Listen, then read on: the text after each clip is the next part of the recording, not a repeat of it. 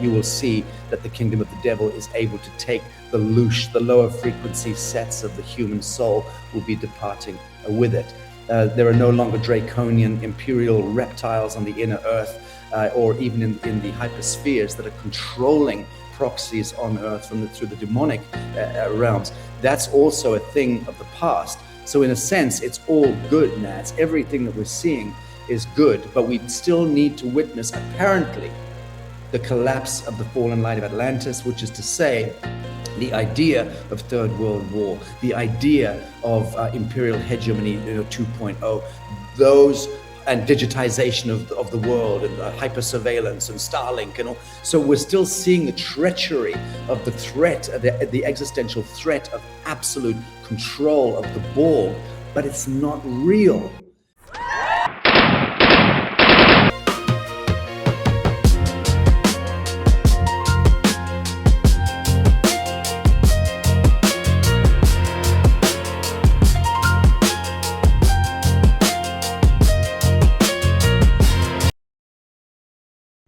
Prove to me that you are alive. What's really good, everybody? Welcome to the one, to the only Prove to Me that you're alive Lightcast, which is a podcast, and I am your host, NazareN. I'm supposed to say that for Google searches and everything. So, of course, we're going to do our homage paying traditional introductions as always, but before that, I wanted to read a short biography because, and again, this is a short biography because I think it's very important. So, today's guest is a shock poet, a frontline activist. He's a filmmaker, a founder of the multi-jurisdictional NewEarth ecosystem, pioneering sovereign models of culture, economics, and advanced regenerative technologies. A veteran of frontline diplomacy and consciousness work, he bridges geopolitics, sacred history, and future civilizational strategy to architect post-imperial pathways of humanity grounded in sovereignty, beauty, and ascension. He is also the founder of International Tribunal for Natural Justice and the World Hereditary Council, advancing natural law, hereditary leadership, and the restoration of First Nations peoples worldwide. Now we can do the homage paying, very intuitive introductions that we like to do on this podcast. And, a lot of people always tell me, Naz, why are you like sucking up to your guests when you do these introductions and everything? And I think to myself, sadly enough, in the West, because we have let, intelligence and logic, lead us, and because we have been fed for so long that we lost the value of life, it's because of that we have failed to listen to our intuition. And of course, grew up in the West, but I was raised in the East. And so whenever I do these introductions, I let my intuition speak. It's only us Slavs crazy enough to understand concepts like go there, don't know where, find that, don't know what. And if you ask your logic what that is, your logic will call you crazy as shit, but your intuition will lead you back to the voice of the creator. So whenever I do these introductions, I ask myself, what do I feel about this guest?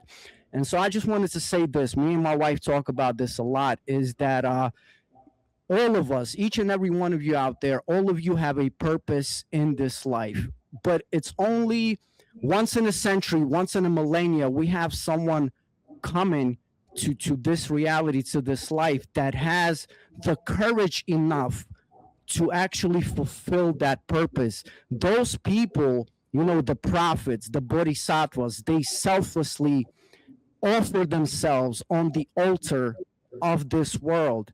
And so today's guest, he's not a guest at all. He's a brother. I'm very privileged to call him that.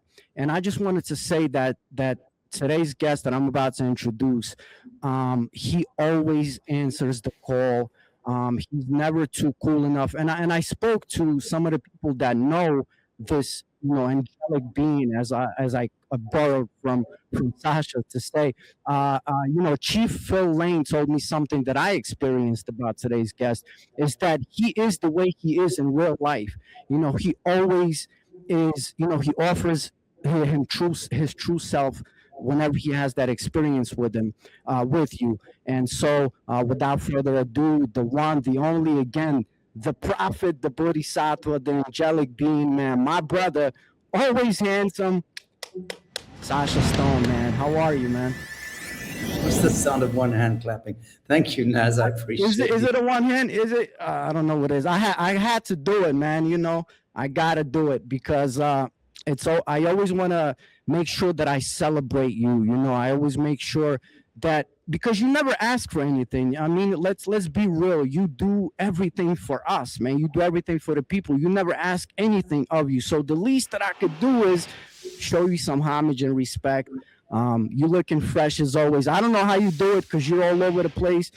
You literally can be in like 7 countries in a week. So I just want to ask you, how are you feeling? How has Sacha Stone been lately, man? I'm fine. It's been more than 7 countries, but it's not been in a week. It's been in the last 6 weeks. I've been bouncing around from Europe in North America to Europe to Africa, back to Europe, and then now in Central America, all in the last 5 weeks, 5 weeks. So it's been pretty intense throughout December into January, but things going very, very well indeed. And as you know, this is the great year of shift. We're on the other side of the line. Last year was the line in the sand year, 2025, and the determinations in a sense are already set.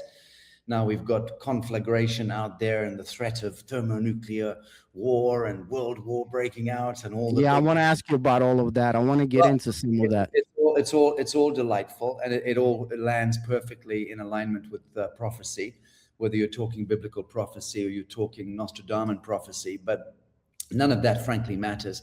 What matters is the here and now, and the degree to which you or I position ourselves and then dream into manifestation the field of reality. And I think that quantum mindset is really what is landing on humanity right now, because they're realizing the fuckery of politics and of economics and of culture and of religion.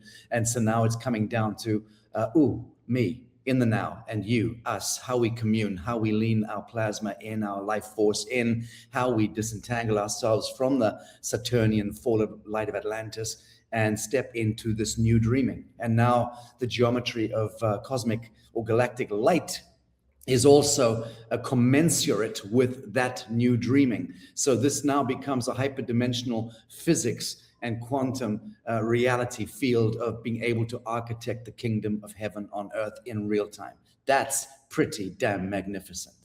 Yeah, that's really beautiful, man. And that's why in my introduction, I said that I like to lean into intuition, is because, you know, in that intuition, I get that, you know, that voice of the creator. I get to be in the now, as you said. So I don't want to travel back to, you know, anywhere, but I do want to ask you about your year 2025. It's been a rough year for a lot of people for a lot of different reasons, but this is what I wanted to ask you. You know, in short, what was 2025 like for you? But maybe you can share with us some epiphanies or some revelations that you have received in 2025. Thank you. I'll let you rock. Well, it was an apocalyptic year for me, in the same way that it was an apocalyptic year for everyone that I have spoken to at every level, more or less.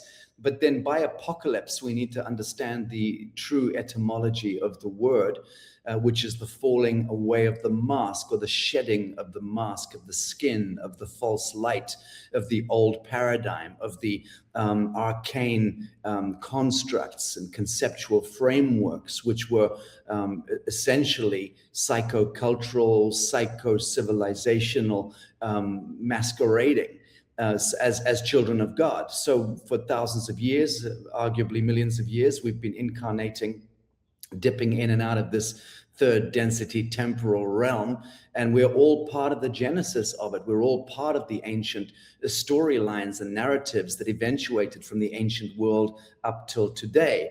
In the tribal trust lands and the indigenous wastelands today of the Aboriginal peoples, we have the people wrecked by poverty and by dis-ease and by diabetes and by poverty and wretchedness in many parts of the world. Emphasis North America. Look at the Hopi nation, the unbelievably beautiful Hopi people. Look at the Aboriginal peoples in Australasia, and so on.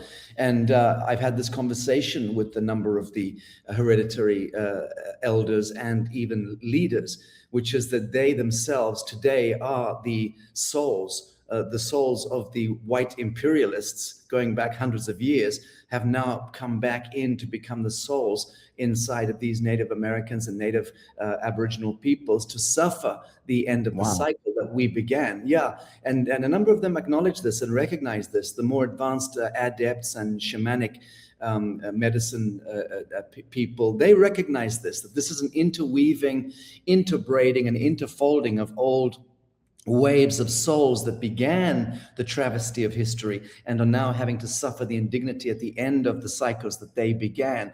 So when you understand that that's actually at the meta level what is happening with cultural cycles and civilizational cycles, why are so many people believing that they're fucking Queen of Sheba or Cleopatra or Alexander the Great reborn? Well, that's because in a sense we are all part of an old soul group that was around at that time, and we fractated out and we've come back in variously, remembering aspects of that ancient epoch, that ancient time, and it's come back in because it's written into our DNA, it's written into our psycho and galactic records.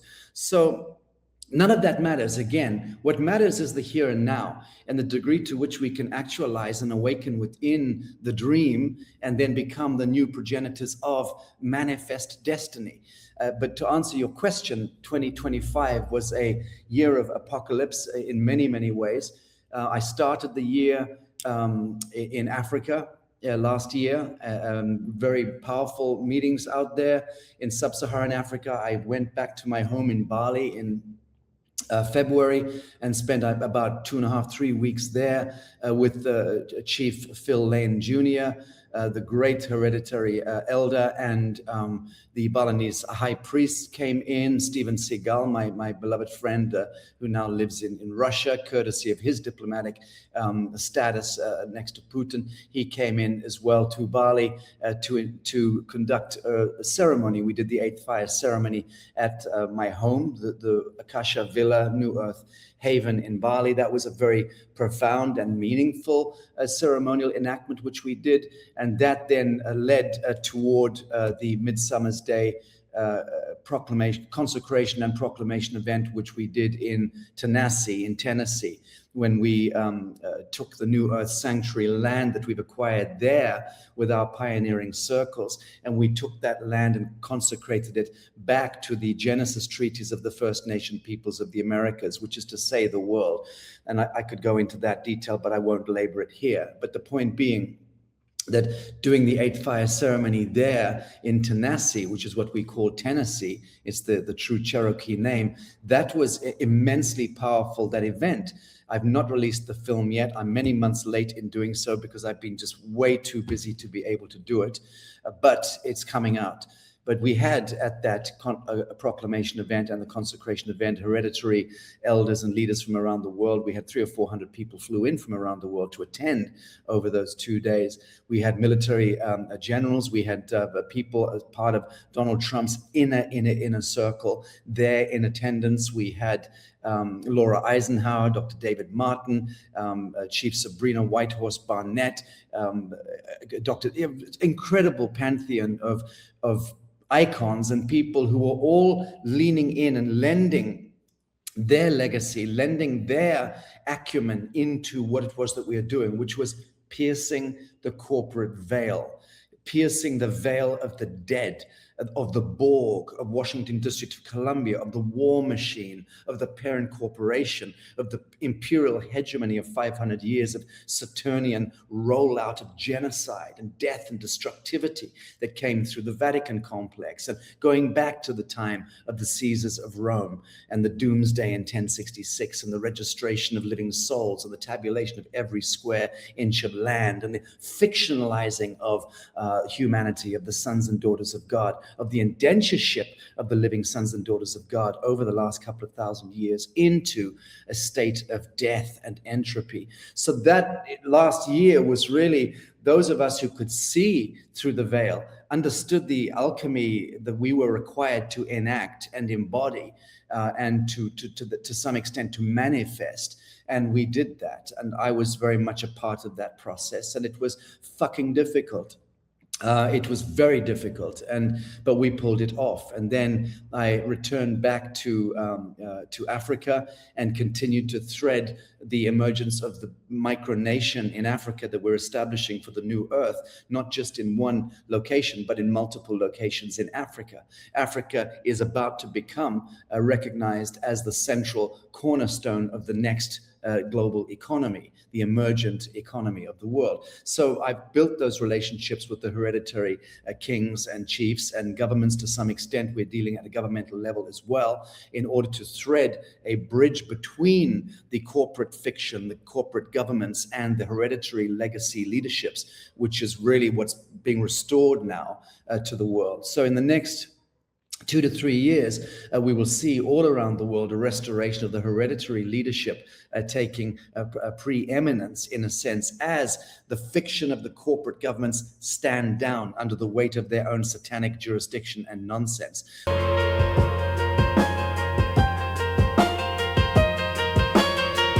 Which is to do with fiat economics and the poisoning of air, water, and soil, the capturing of the human souls through registrations and tabulations. All of that begins to move into a state of dissolution now in 2026. But be sure, 2025 was that year of the line in the sand. And on a more personal level, it is the distinction between the living and the dead, in as much as, are you still addicted to drinking alcohol? Are you addicted to pornography? Are you addicted to synthetic molecules? Are you embracing the organic sentient aspect of your status as a living child of God, or are you still indentured into the false light? So that was also the dividing line. Now 2026, we see as we move through the equinox, which is the true seeding of the new year coming up late February into March, we will see a vertical upshift occurring, where those meek who inherit the earth are going to, who have done the work in that sense and have already aligned frequency X, which is the heart and above. They've aligned that frequency in themselves to the field of God's creation, and they will find themselves moving into the affirmative upshift of the biological ascension. And those who have not and have chosen to peg themselves into the synthetic, into the entropic, they, alack, will find themselves being pulled into the vortex of the kingdom of the devil, who in that sense has earned his right to take with him as he departs, as the fallen light of Atlantis moves into dissolution.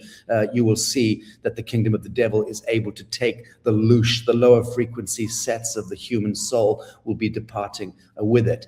There are no longer draconian imperial reptiles on the inner earth, or even in the hyperspheres that are controlling proxies on earth through the demonic realms. That's also a thing of the past. So in a sense, it's all good, Naz. Everything that we're seeing is good, but we still need to witness, apparently, the collapse of the fallen light of Atlantis, which is to say, the idea of Third World War, the idea of imperial hegemony 2.0, those, and digitization of the world, and hyper-surveillance and Starlink and all. So we're still seeing the treachery of the threat, the existential threat of absolute control of the Borg, but it's not real, because the geometry of light is actually supporting the emergence of the children of God. I'll leave it at that. Wow, man. Yeah. I'm so glad that you say that, in our Rahman, Vedic, Slavic tradition, we call it the coming of the Swarajij day, the end of the Kali Yuga, the end of the Swarajij night, and the coming of the Swarajij day, and the transition. It will be a hard transition, for however many years, but what it says is that once the transition happens, once the apocalypse, the unveiling starts to happen, we will see a lot of a lot of people that are still, like you said, very much entrenched in the synthetic and the material. We will see these people kind of sort of going crazy, and I seen that with my own eyes.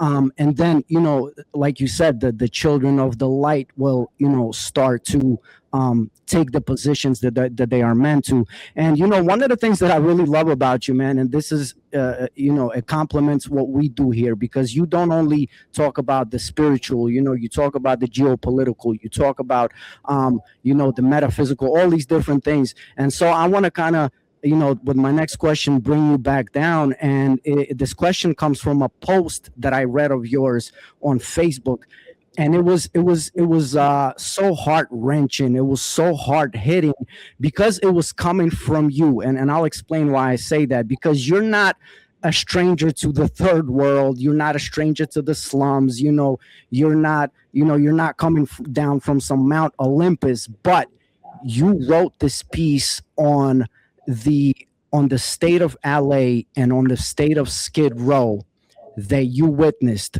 And so again, this was such a a very Sacha Stone poetic piece, but it was so like reality check big, because I guess because I'm in the States, I'm in the East Coast. We also have our own Skid Row in Philly, which is Kensington Avenue.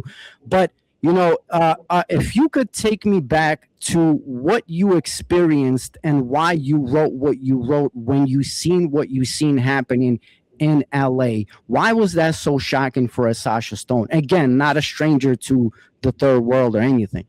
Well, I can't recall the piece you're talking about, but then that's the nature of my life. I'm just constantly on the run and moving. So I'm not familiar with the piece that you're referring to in particular. I'm constantly writing, constantly blabbering, and constantly being interviewed, constantly interviewing, constantly moving, constantly traveling. So from one day to the next, I literally have no RAM to remember what I was doing last Tuesday. So please forgive me there. But to speak to the subject that you've just raised, it is to me a curious piece of counterpoint geometry that I live in the developing world. I've had a home in Bali, Indonesia, which is in that sense a very poor country. It's the biggest Muslim population in the world. It's the longest country on earth from tip to tail, 300 plus million Muslims, most of them in a state of real poverty, a very, very shoddy infrastructure. And yet, what do I see as the spirit emerging from the peoples of that part of the world? I grew up in sub-Saharan Africa, in a bush war, and then in apartheid in South Africa. So I've witnessed also that side, the dialectic. I've witnessed that kind of abject poverty. I've just come from driving across half the continent of Africa last month, literally on road, some of it off-road in the bush, doing long journeys on the inland sea, on boats crammed with 770 souls, on a boat that should only take a couple of hundred people, literally crushed, thinking I was going to die of asphyxiation, and rats and fucking cockroaches, and a ship that was not shipworthy in a storm. That's a story. I don't even want to go there right now. I'm still suffering from some trauma reflex, but I wanted to do that journey. I wanted to feel it. I wanted to see it. If I'm going to be seeding new earth in Africa, I want to be at the bottom of the barrel and experience what that feels like as well, to have zero dignity, zero respect leveled at you by the state, by the culture, by the community. So I'm putting myself into learning curves in that sense, in order to scour the underbelly of poverty and lack and scarcity, because I am currently blessed to be architecting and engineering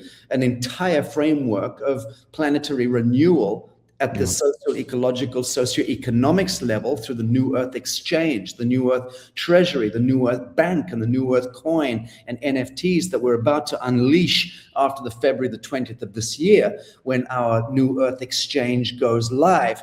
I've been working since 2024 with an incredible group of economists, engineers, and bankers and visionaries to establish this new exchange, NewEarth exchange, which will become the people's stock exchange, so they can become the owners of the infrastructure of bridges and schools and hospitals and communities and whatever the hell, and technologies, and their capacity to engage the NFTs, the tokens, and the coins that we issue through these projects and programs around the world in the developing world. I will add that's going to create a seismic or a shift, a complete shift of ages if we succeed, which I believe by the grace of God we will, because we are succeeding. It's hard, but get back to the question. I've seen the underbelly in the past. I grew up with it half a century ago. I'm now purposefully leaning in to see it and experience it still. Why? Because how fucking dare I be a pundit on vision, being a futurist or a visionary or an influence, if I have zero experience of what I'm talking about, what the dialectic is? I want to hurt in that sense to a point. And then I want to bring that knowing into the field of what it is that we're engineering and orchestrating and architecting. So America, when I'm seeing what's happening on the streets of Philadelphia and of Los Angeles and of Chicago and of, I could name 150, 350 cities and large towns in America, all of which have a diabolical disenfranchisement, a demographic of people that are marginalized, disenfranchised, completely represent the underbelly of the social ecology. They have zero currency, zero value, zero worth within the Babylonian matrix system that has captured them. And how do they escape from that? They die off radar, unseen, behind closed doors in ways that you couldn't imagine. And I'm not even talking about, going into the Babylonian basement with ritual sacrificial nonsense. Do you have any idea how many hobos in America are cold killed by people part of military echelons that have to go out and actually kill hobos and cut their fucking throats in order to conduct cold kills as part of a training exercise? There are things that go on and have gone on in the military intelligence, the satanic aspect of the military intelligence community, that you would not believe. It's going on all around the world through these midnight Masonic, occultic, leopard clubs in Africa, you name it, in Asia. So we're still emerging from the thrall of subterranean, a kind of subculture, a culture that exists beneath the radar that has been steeped in blood ritualism and in satanic and occultic ritualism.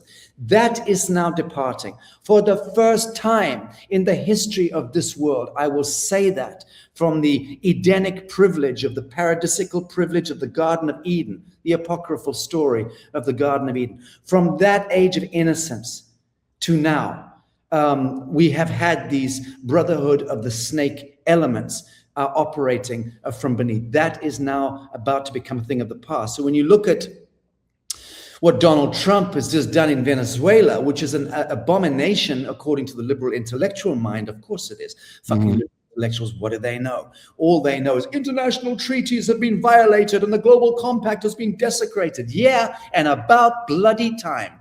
Because that international compact, the global compact, the international treaties under international law is a confluence, variously, creating a protection for the very satanic status quo to continue business as usual.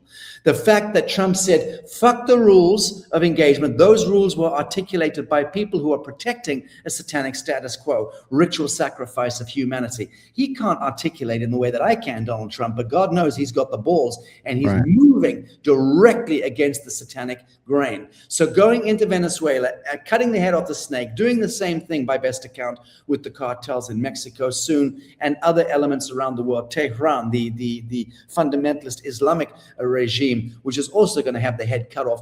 Are these things in concordance with international law? No, hell no. Are they moving against NATO's compacts and the United Nations Security Councils? Hell yes. Is it relevant and necessary and righteous and judicious and goodly and godly that these movements are made now? Yes. Is the taking back of Greenland righteous and judicious? I'm afraid, on balance, yes. You want to know about the Danish crown? No, you don't. You don't want to know what goes on in Copenhagen and what has gone on for millennia. So, there are stories within stories within stories, Naz. The point is, and sorry to ramble so long, the dialectic, the dichotomy, the paradox between the haves and the have-nots is unbelievably polarized now. You can see it, you can touch it, you can smell it. And where do you see, touch, and smell it? In the downtown streets of Los Angeles, Chicago, and Philadelphia. More than anywhere else in the world, you can see that paradox playing out. That is why, to me, it's so important to speak to those stories. Yeah, first of all, you never ramble. Thank you so much for that.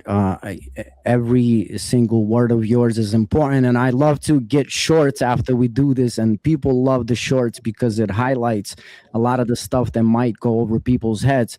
You have touched on this, what I'm about to ask you about, but you just mentioned the man of the hour, and you did explain that the reason why Trump is able to do what he does is because this is his destiny. This is his path.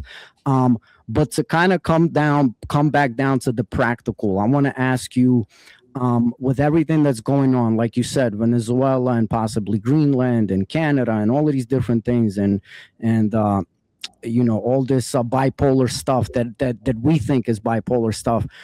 Why are you still so so confident in Trump? And also, how are the sponsors and the donors allowing him to do what he does?